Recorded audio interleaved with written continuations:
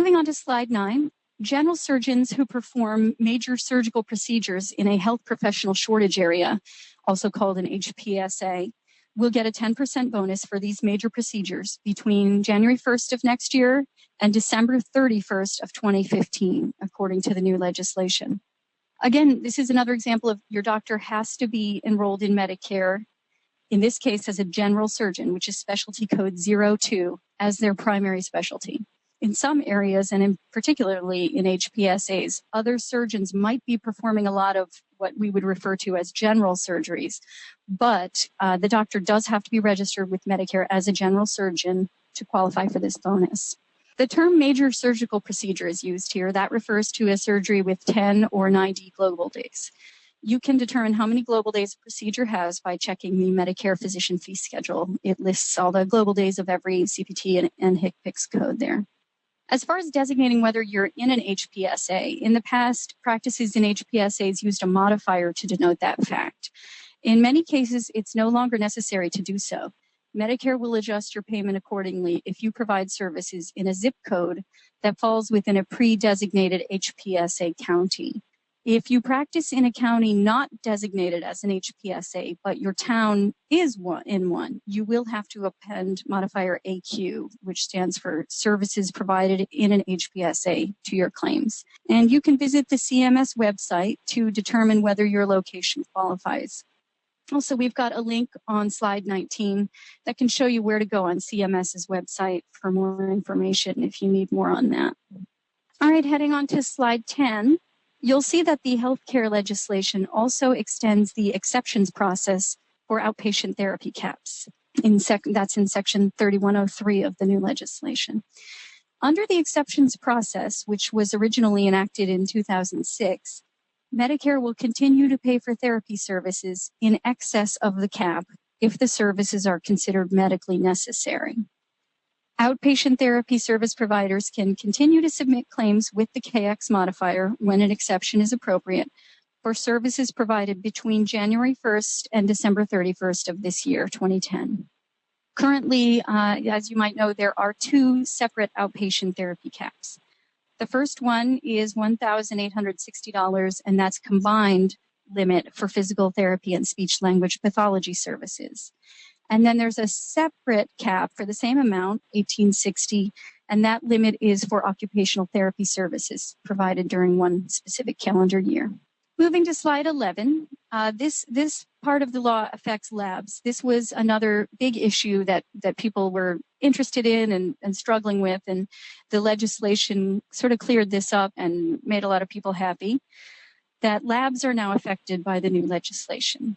Retroactive to January 1st of this year, independent labs can submit claims to Medicare for the technical component of physician pathology services furnished to hospital patients, regardless of the beneficiary's hospitalization status, meaning whether or not they were an inpatient or outpatient, it doesn't matter which, on the date the service was performed.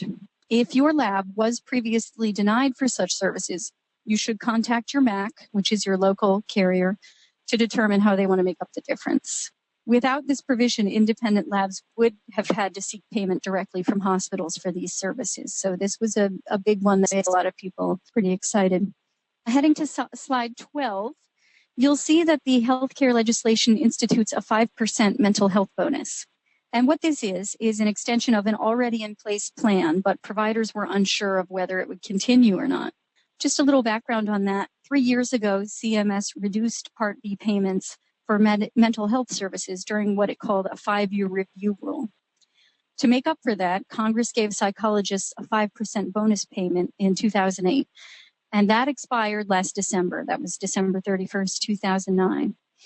The new healthcare legislation restores the 5% bonus through December 31st of this year, and also makes the 5% bonus retroactive to January 1st of this year. So essentially, that means you should not see any interruption in the payment of your 5% bonuses. But if there was an interruption between January 1st of this year and March 23rd, ostensibly, which is when this legislation was signed, do contact your MAC for further advice.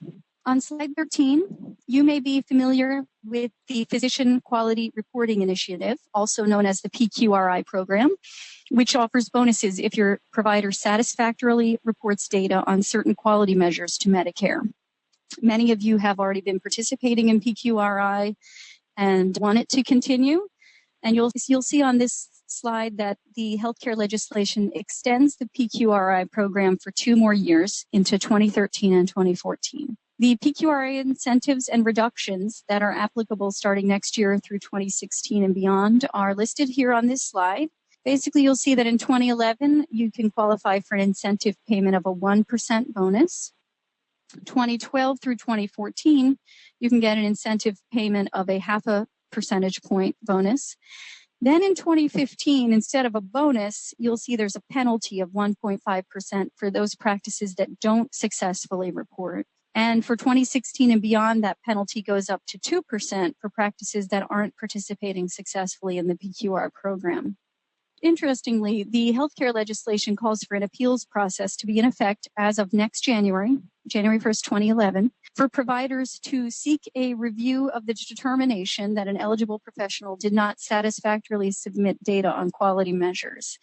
And so those practices that feel they were unjustly denied based on their data submission efforts will be able to go through an appeals process, the details of which have not been lined up. I believe there is a PQRI call tomorrow with Medicare, and it's certainly possible they may go over that, but the details may not have been put in place yet.